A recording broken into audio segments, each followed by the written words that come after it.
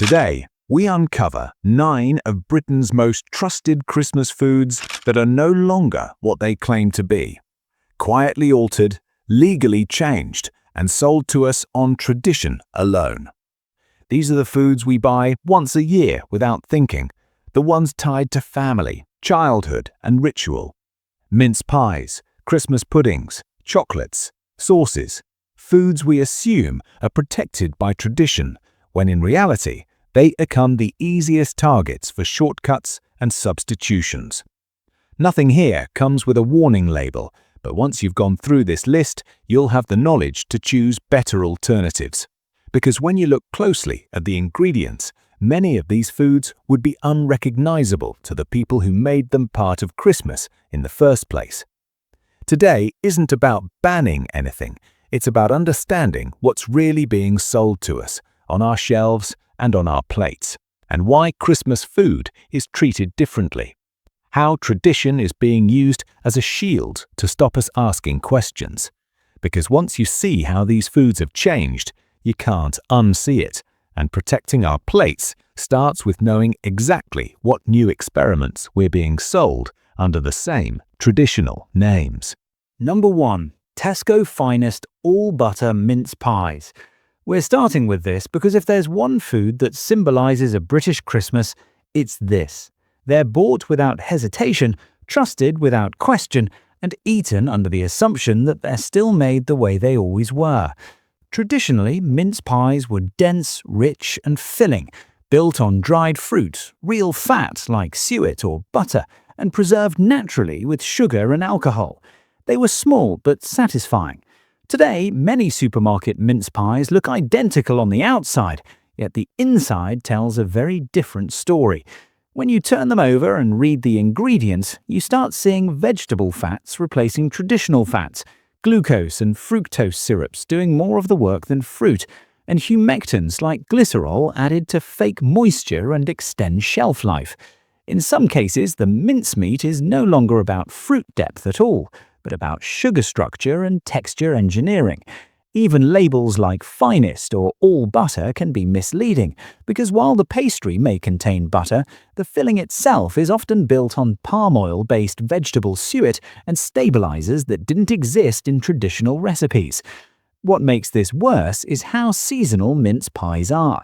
Because they only appear once a year, they escape the scrutiny that everyday foods get.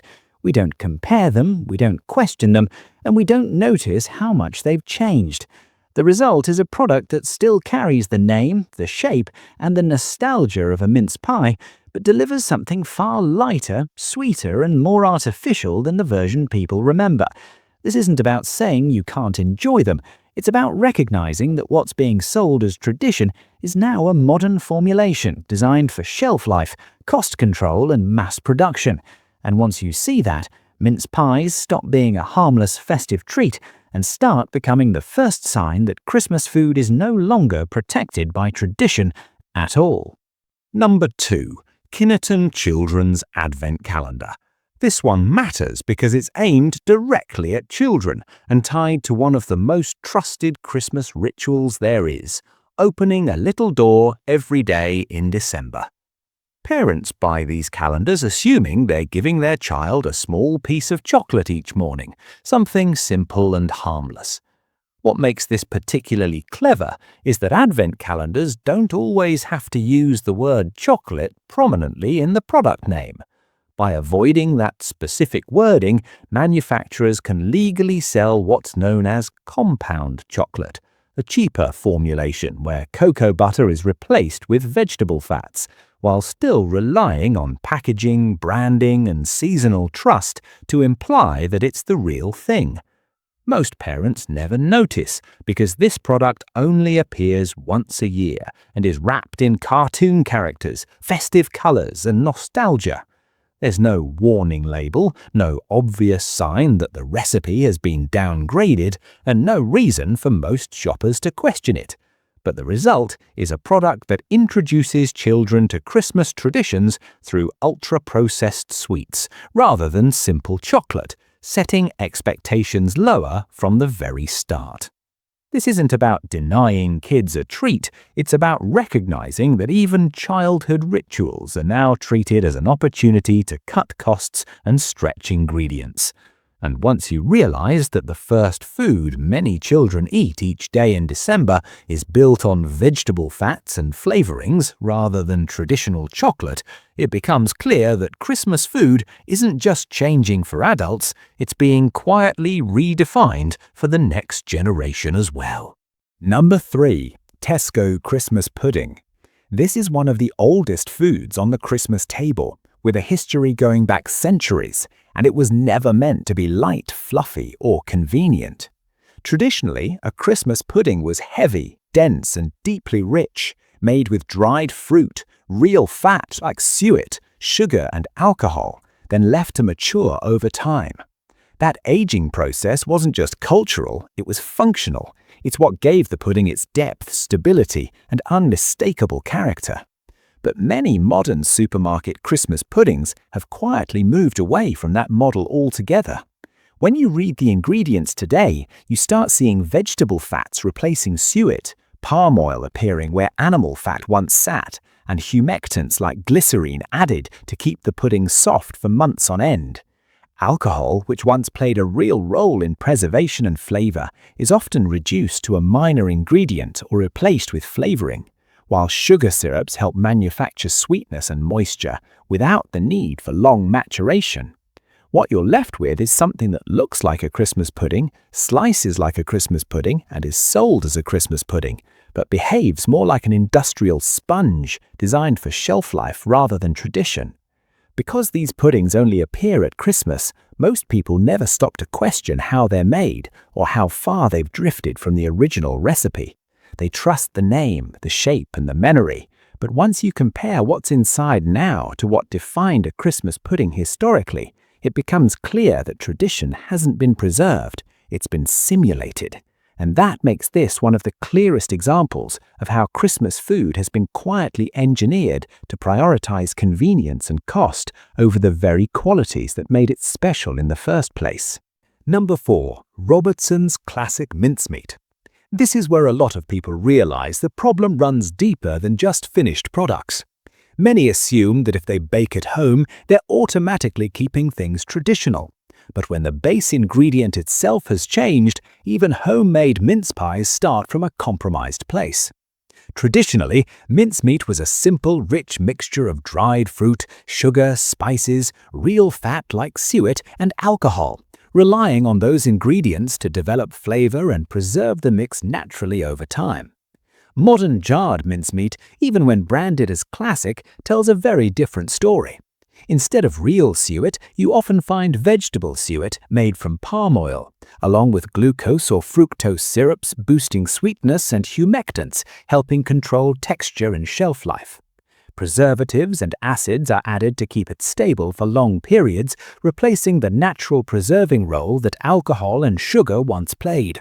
On the surface, it still looks like mincemeat, smells like mincemeat, and performs like mincemeat in the oven. But structurally, it's been redesigned to be cheaper, more predictable, and easier to mass produce. The important point here is that this product sits at the foundation of multiple Christmas foods. If the base has already been industrialized, everything built on top of it inherits those changes. So even when people think they're doing the right thing by baking at home, they may still be unknowingly using a formulation that would have been unrecognizable to the generations who created these recipes. This is how tradition gets quietly rewritten, not by removing the food, but by altering the building blocks while keeping the same familiar name on the jar.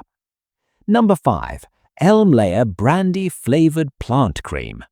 This one is where the shift from tradition to substitution becomes impossible to ignore. Traditionally, brandy cream was exactly what the name suggested: cream, sugar, and real brandy. Simple, rich, and only eaten at Christmas. What's being sold here keeps the name and the seasonal placement, but removes almost everything that originally defined it. There is no cream, and there is no brandy. Instead, the product is built on vegetable oils, plant proteins, thickeners, emulsifiers, and flavorings designed to imitate both creaminess and alcohol. The word flavored does a lot of legal work here because it allows the suggestion of brandy without any meaningful amount of it being present. To most shoppers, especially at Christmas, that distinction is invisible. The carton looks festive, it sits next to traditional desserts, and it's treated as a direct substitute for the real thing. But nutritionally and structurally, it's closer to a whipped oil emulsion than anything historically served with a Christmas pudding. This matters because Christmas food is one of the last places people expect this kind of substitution. Cream was never something that needed replacing, stretching, or re-engineering. Yet here, it has been quietly removed and replaced with a formulation designed for cost control, shelf stability, and mass appeal. The result is a product that borrows the trust of tradition while delivering something fundamentally different. And unless you stop and read the ingredients, there's nothing to signal that what you're pouring over your pudding no longer has much to do with the food it's named after. Number 6. Tesco pigs in blankets. This is one of the most emotionally protected foods on the Christmas table. It's simple, it's familiar, and it's assumed to be almost impossible to get wrong. Sausages wrapped in bacon. Traditionally, that meant high-meat pork sausages and proper streaky bacon with nothing else needed. But modern supermarket versions tell a more complicated story once you look past the name. When you read the ingredients, you often find that the sausages themselves are no longer just pork and seasoning. Added water appears surprisingly high up the list, along with binders like starches or flours, and stabilizers such as phosphates designed to lock that water in. These ingredients don't exist to improve flavor, they exist to increase yield, control texture, and reduce cost. Even the bacon can be reformed or treated to hold moisture and color, meaning the final product is engineered to look generous and juicy rather than simply being made from good cuts of meat. The reason this matters is because pigs in blankets are eaten in large quantities, especially by children, and they're trusted implicitly. No one expects to have to scrutinize a product this basic, yet what's being sold today is often a carefully balanced system of meat, water, and additives, rather than the straightforward food people imagine. It's another example of how Christmas foods are treated differently. The name stays simple, the tradition stays intact, but the contents quietly shift in ways most shoppers would never suspect. Number 7. Quality Street. This is one of the strongest examples of nostalgia doing the heavy lifting.